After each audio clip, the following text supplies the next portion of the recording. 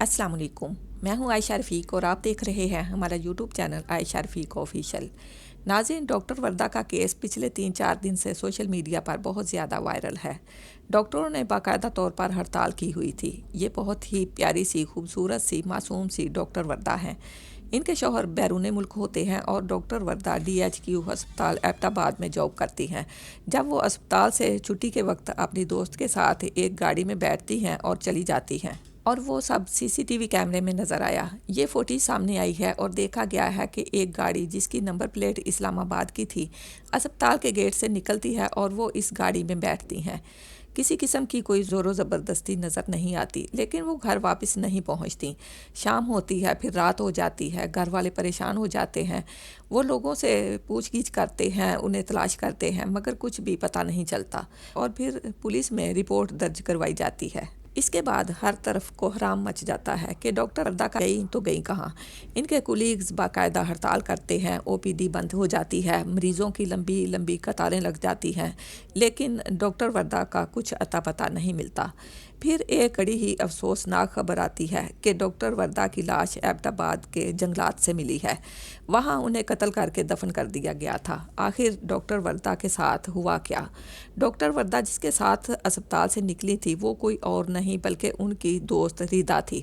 आखिर रिदा ने इनके साथ क्या किया, या फिर रिदा भी किसी और के धोखे में आ गई? रिदा इनकी शादीशुदा दोस्त है। इसका शोहर जो इस केस में मुलव्वस बताया जा रहा है, कपड़े का बहुत बड़ा कारोबारी आदमी है और रिदा का बाकायदा एक घर ज़ेर तामीर भी था। वो डॉक्टर वर्दा को इसी ज़ेर तामीर घर में ले गई। वहाँ दोनों के दरमियान कुछ बात हुई, लेकिन जब पुलिस इस दोस्त यानी कातला तक पहुँची तो एक अजीबोगरीब कहानी सामने आई। लोग तो एक मुख्तसर सी बात बता रहे थे, मगर असल कहानी बहुत तवील है। इसमें लड़कियों, बच्चियों, ख़वातीन के लिए एक बहुत सबक आमोज़ वाक़या है। इसे ज़रूर सुनिएगा और ज़्यादा से ज़्यादा शेयर कीजिएगा। कैसे आप किसी पर भरोसा कर लेते हैं, कैसे आप समझ लेते हैं कि शायद आप सब कुछ दुरुस्त कर रहे हैं, मगर हकीकत में आप अपनी ज़िंदगी, अपना मालो दौलत, अपनी इज़्ज़त सब कुछ दांव पर लगा रहे होते हैं।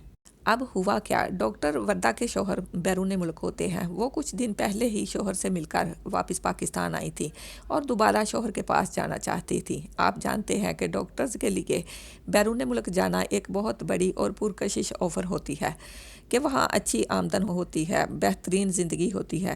जब डॉक्टर वर्दा के शौहर बाहर थे तो डॉक्टर वर्दा भी बाहर जाना चाहती थी और इसके लिए उन्हें पैसों की ज़रूरत थी। डॉक्टर वर्दा के पास शादी का वो सारा सोना था जो वालिदैन ने और ससुराल ने दिया था।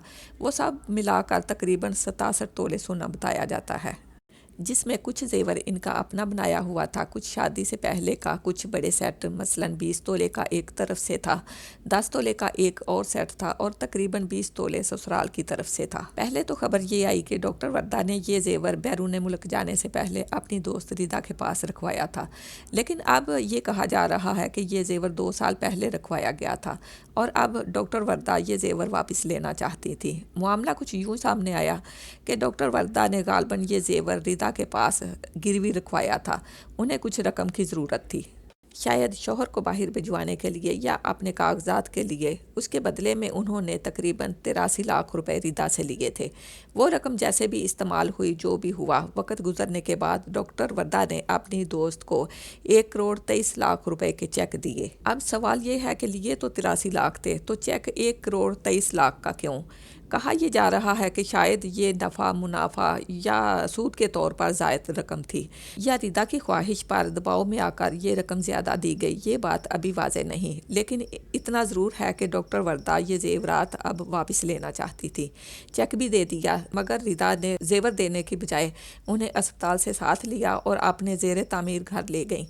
वहाँ कुछ लोग पहले से मौजूद थे, कातिल जिन्होंने डॉक्टर वर्दा को कत्ल किया और जंगल में दफन किया और फ़रार हो गए।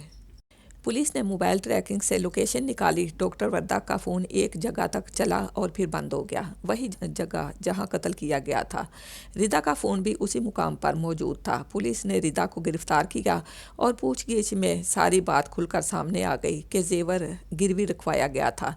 रकम 83 लाख थी और रिदा ने ज़ायद रकम का मुतालबा किया।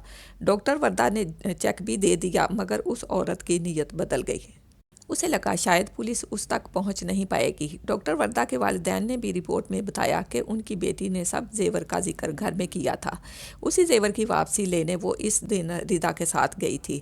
کچھ باتیں ابھی بھی تفتیش میں واضح ہونا باقی ہیں، لیکن ہماری ماؤں، بہنوں، بیٹیوں کے لیے ایک بہت بڑا پیغام ہے: کبھی بھی زیور، قرض یا مالی معاملات میں کسی پر اندھا اعتبار نہ کریں۔ بینک کا لاکر سب سے بہتر طریقہ ہے۔ بینک زیور پر لون بھی دیتا ہے۔ آج کل دوستوں کے ہاتھوں لوگ نقصان اٹھا رہے ہیں۔ جتنا سونا ہوتا ہے، اکثر واپسی پر وہ سارے کا سارا جعلی نکل آتا ہے۔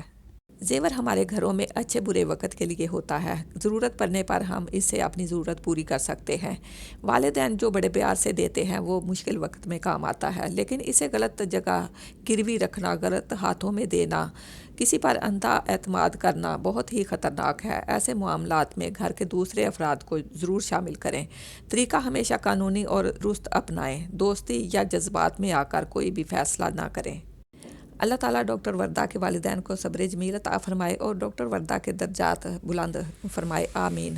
آخر میں ویڈیو کو لائک کریں، شیئر کریں، ہمارے چینل کو سبسکرائب کریں، بیل آئیکن پریس کریں اور کمنٹس کے ذریعے اپنی قیمتی رائے کا اظہار ضرور کریں۔ اس کے ساتھ ہی اپنی میزبان عائشہ رفیع کو اجازت دیجیے۔ اللہ حافظ۔